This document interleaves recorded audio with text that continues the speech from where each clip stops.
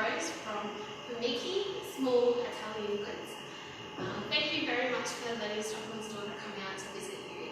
Can you tell me a little bit about yourself? How did you come about? G'day everyone.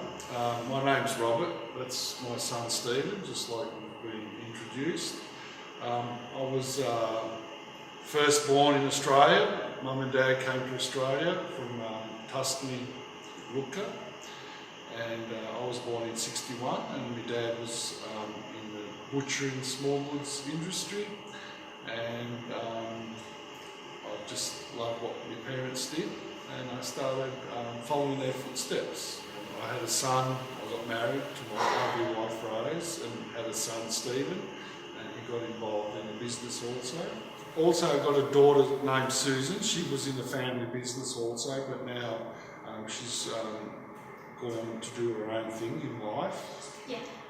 And she's going to be married shortly. So how long have you been in operation?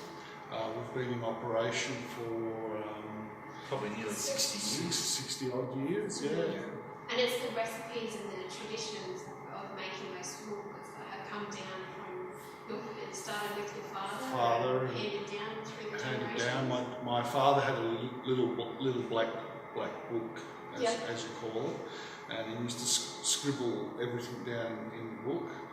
And we lost Dad back in '86, and thank God that I found the little black book and just translated all his recipes, and we just learned from that. Yeah. And now this has been handed down to Stephen, I imagine, because I've seen Stephen and yourself at the markets also.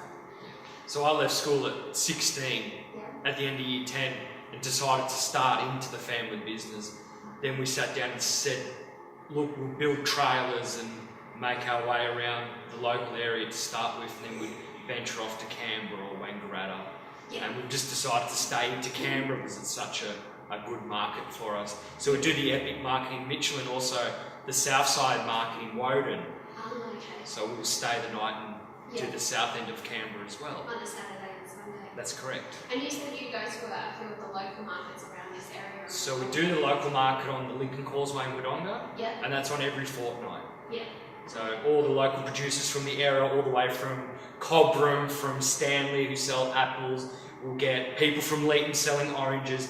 So it's a similar market to a Canberra Epic market, but it's just a smaller volume, so there might be only maybe 40 store holders there. Yeah. It's just a smaller version of a proper market. Yeah. Still a farmer's market. Yeah. And this is your shop. Obviously, you can see in the background there is a shop front attached to this production area at the back here. Can you tell me a little bit more about that? What days you're open and how people can come to you? So during the week, so on a Tuesday, all our pigs come in and we butcher them up, cut them up. Yeah. Wednesday, we start producing, making sausages, curing bacons, pancettas, cooking stuff. Thursday, we'll open the front of the shop so people can actually come into our factory and purchase the stuff we make. So Thursday, Friday, Saturday, we open to the public, and they're more than welcome to purchase what we sell. Yeah. And then on the weekend, Saturday, Sunday, we do the markets. So everything gets turned over, everything stays nice and fresh. During the week, we'll make everything for the end of the week and sell everything there. We sell to a couple of restaurants in Albury and Wodonga. Oh, okay. So cafes will buy our salami and bacon and ham for their sandwiches and their breakfasts. So we'll support the cafes in town. And you support, given distance, you support because you mentioned before that you source the pig carcasses locally around the area. Is that right? Well, our pork carcasses, we only buy the females. Yeah. We buy off farmers. There's 4 particular farmers we buy off. Yeah. The animals get slaughtered at Benalla Abattoirs by a good friend of mine, Colin, and he knows what pigs we like and what size and what fat contents.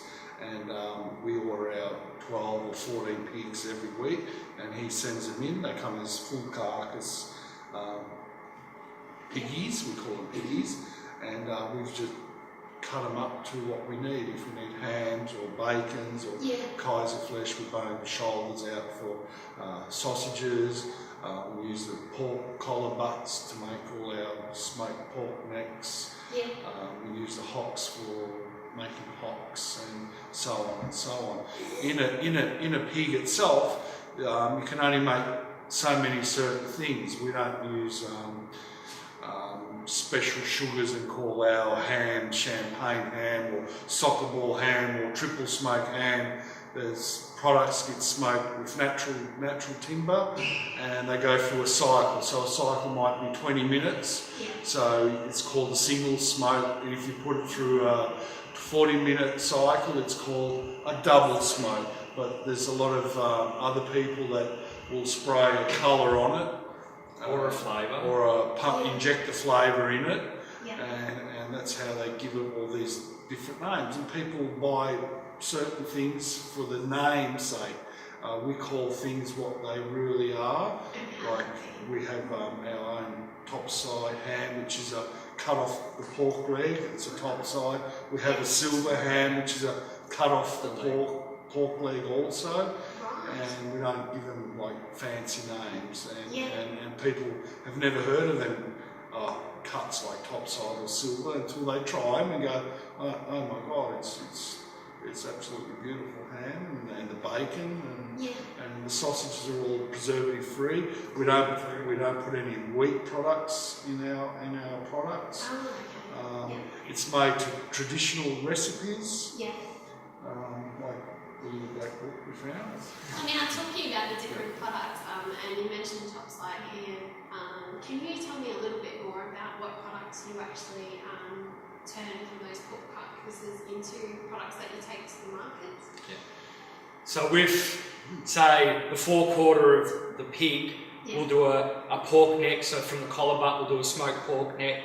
And with the rest of the meat on there, we'll select all the pork, which will go into sausages. So then you got your barrel, which is the belly. So we'll keep, say, the pork belly for, say, Kaiser flesh, which is this part here. We'll keep that for Kaiser flesh, or for pancetta, which is a cured European pancetta, which is a dried pork belly. Or we'll smoke it for bacon. So then you got your legs of the pork, which we'll do into Christmas hams, leg hams, roast. Then we might bone them out and turn them into a smaller portion of ham. So on a leg, you've got a top side, a silver side, a rump, a round, and a hock, which will make a full leg of ham. So the hock will sell for a smoked hock, the top side will slice for ham, or sell it in a portion. Same with the silver. So they get all turned into product.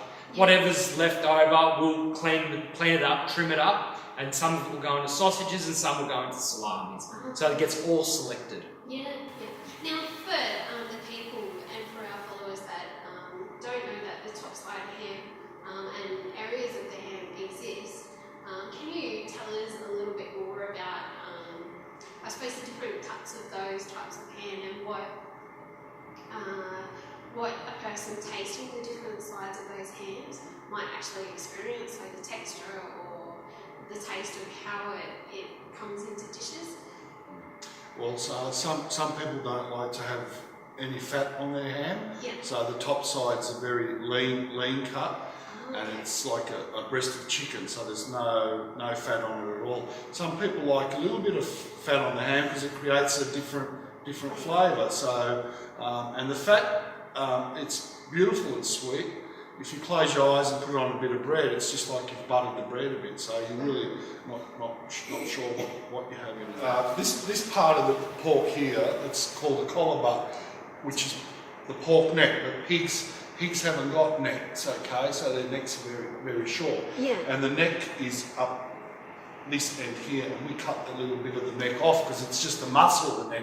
So this is the collar butt, so if Stephen turns around, it comes from the top of the shoulder. So just imagine Stephen's a pig there, so that's the top of the shoulder, which is a collar butt, and it's a fillet, and that fillet's beautiful for ham, for slicing for ham, or you can cut it a bit thicker and use it for bacon, or cut it thicker again and use it like a ham steak, a smoked pork chop or something like that. And this is a full pork leg also.